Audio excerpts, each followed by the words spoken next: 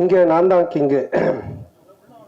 இந்த படத்துடைய டைட்டில் வச்சு பார்த்தீங்கன்னா ஒரு என்ன சொல்கிறது, படையப்பா படத்தில் ஒரு டைலாக் வரும், மாப்பிள்ளை அவர் தான் ஆனால் அவர் போட்டிருக்க வேட்டி சட்டை எந்த அப்படின்வாங்க.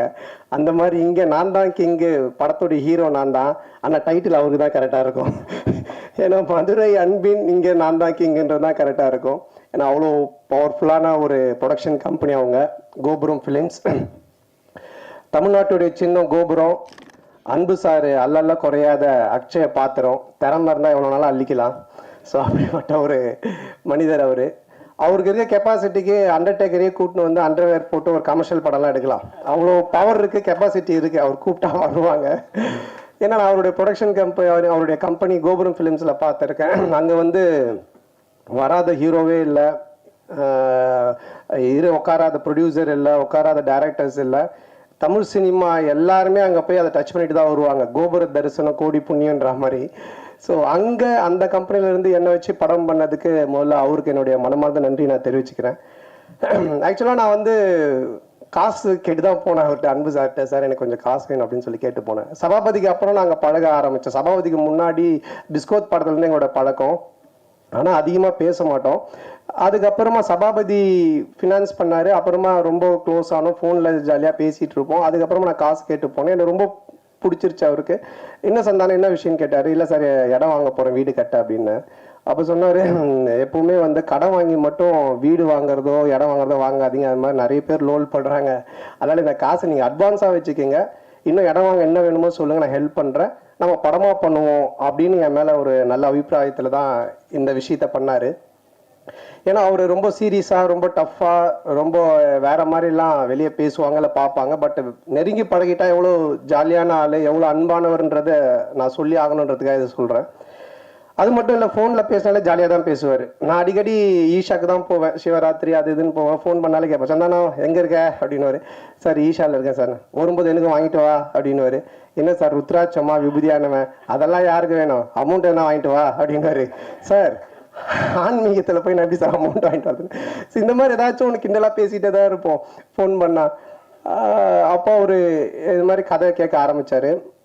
நான் கேட்பேன், சார் என்ன சார் நீ கதை கேட்டிங்களா, எப்படி இருந்துச்சுன்னு. அது ஏன் கேட்குற சந்தானம், ஃபர்ஸ்ட் ஆஃப் கேட்டுகிட்டே இருந்தேன், ஒருத்தன் ஃபோன் பண்ணான், வட்டி தரவே இல்லை, அவ்வளோதான். அதுக்கப்புறம் கதை கேட்டால் சிரிப்பே வர மாட்டுது, வெறுப்பாக இருக்குது. சரி சார், இப்படியே எல்லாரும் ஃபோன் பண்ணி கதை கேட்கும் போதெல்லாம் வட்டி பிரச்சனை வருது, அதுக்கு மேலே அவருக்கு சிரிப்பு வர மாட்டுது. அவன் கொடுக்க மாட்டான் சந்தானம், எனக்கு ரொம்ப டென்ஷன் ஆகி போச்சு. இப்போ இவன் காமெடி சொல்லிட்டு எப்படி நான் சிரிக்கிறது அப்படின்னாரு. அப்புறம் அப்படி இப்படின்னு சொல்லிட்டு ஒரு கதையை கேட்டு அந்த கதையை பண்ணலாம் அப்படின்னாரு. நானும் கேட்டு ரொம்ப நல்லா இருந்துச்சு சார், சூப்பர் சார், பண்ணலாம் சார் அப்படின்னு சொன்னேன். அதுக்கப்புறம் அவர் எப்பவுமே டென்ஷனாக தான் இருப்பார். எனக்கு தெரிஞ்சு இங்கே தான் இவ்வளோ நேரம் உட்காந்துருக்காரு. அவர் இது வரைக்கும் உட்காந்து ஒரு இடத்துல இவ்வளோ இதுவாக நான் பார்த்ததே கிடையாது. ஏன்னா எங்கே இருந்தோனாலும் ஃபோன் வரும். பெரிய படங்கள்லேருந்து சின்ன படங்கள்லேருந்து எல்லா இடத்துல இருந்தும் காசு கொடுக்கறது வாங்குறது அதுன்னு போயிட்டே இருக்கும். ரொம்ப டென்ஷனாக தான் இருப்பார். ஏன்னா இந்த ஃபினான்ஸ், இந்த வட்டி தொழில் அப்படின்றதே ஒரு பயங்கரமான ஒரு டென்ஷனான வேலை. ஆனால் ஒரு நாள் மட்டும் ரொம்ப ஜாலியாக இருந்தார், ரொம்ப சிரிச்சிட்டு சந்தோஷமாக இருந்தார்.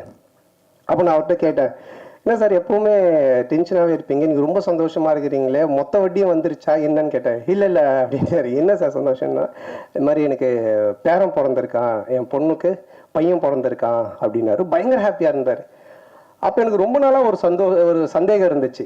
இது யார்கிட்ட கேட்கணும்னு நினச்சிட்டு இருந்தேன். சரி இவர்கிட்ட கேட்போன்னு கேட்டேன்.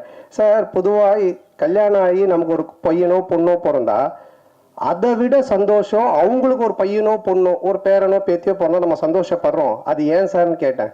அப்போ அவர் ஆன்சர் ஒன்று சொன்னார், சந்தானம் எப்பவுமே அசலை விட வட்டியில தான் கிக் அதிகம் அப்படின்னு.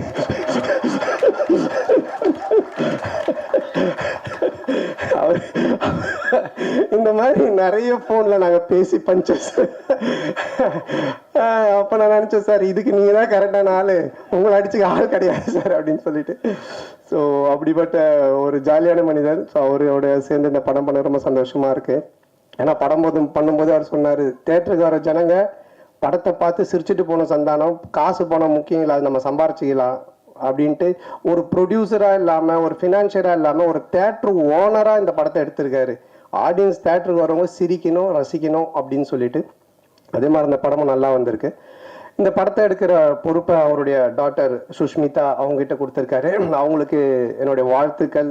இந்த ஃபர்ஸ்ட் படம், அது என்னுடைய படத்து மூலமாக அவங்க ப்ரொடியூசராக வர்றது எனக்கு ரொம்ப பெருமையாக இருக்குது. பொதுவாக வந்து நிறைய பொண்ணுங்க பார்த்தீங்கன்னா ஆன்லைனில் கண்டதையும் ஆர்டர் பண்ணி அப்பா காசை கறியாகிற பொண்ணுங்க இருப்பாங்க. ஆனால் சில பொண்ணுங்க அப்பா கொடுக்குற காசை சேர்த்து வச்சு பிரயோஜனமாக ஒன்று பண்ணுவாங்க. அதில் செகண்ட் கேட்டகரி தான் நம்ம ப்ரொடியூசர் சுஷ்மிதா. ரொம்ப பொறுப்பாக எங்கே செலவு பண்ணணும், எப்படி பண்ணணும், இதை எப்படி ப்ரொமோட் பண்ணணும், இந்த படத்தை எடுத்துகிட்டு போய் எப்படி சேர்க்கணும் அப்படின்றதுல ரொம்ப கவனமாக ரொம்ப டெடிகேஷனாக பண்ணுறாங்க. ஸோ அவங்க ஒரு மிகப்பெரிய ப்ரொடியூசர் லிஸ்ட்டில் வந்து கண்டிப்பாக நிற்பாங்க. ஸோ அவங்களுக்கு என்னுடைய நன்றி. அண்ட் தென் இந்த படத்தினுடைய மியூசிக் டைரக்டர் இமான் சார், அவர் என்ன மாதிரி தான் ஒரு ஆன்மீகவாதின்றதை விட ஒரு கடவுள் பக்தி உடையவர். எல்லாமே ஆண்டவர் ஆண்டவர் தான் சொல்லிட்டு இருப்பாரு. எப்படி ஒரு சாப்பாட்டுக்கு சால்ட்டு முக்கியமோ அது மாதிரி ஒரு படத்துக்கு சாங் ரொம்ப முக்கியம். அந்த சாங் ஹிட்டுனாலே அது ஒரு 60% ஹிட்டான ஃபிலிம் அப்படின்ற ஒரு லிஸ்ட்டில் போய் ஏறிடும். அதுலேயும் அந்த ஆல்பமே ஹிட்டுனா ஒரு 80% அந்த படம் ஹிட்டு அப்படின்ற மாதிரி தான். ஸோ அது மாதிரி இமான் சார் வந்து ரொம்ப அற்புதமான சாங்ஸ் போட்டு கொடுத்துருக்காரு. நான் மெலோடி ஒன்று இருக்குது அப்படின்னு சொன்னார் அன்பு சார் என்கிட்ட. அப்போ நான் கேட்டேன், சார் அதை நான் எப்படி சார் பண்ணுறது, அதெல்லாம் எனக்கு வரவே வராது சார், ஏதோ ஆடுறது அதுனா கூட பரவாயில்ல சார்னா. அப்புறம் இல்லை நீங்கள் நல்லா வரும்னு இமான் சாரும் சொன்னாங்கன்னு. இது வரைக்கும் நான் ஹீரோவாக பண்ண படங்கள்லேருந்து வேற ஒரு டைமென்ஷனில் என்னை கொண்டுட்டு போன பெருமை இமான் சாருக்கு தான் சேரும்.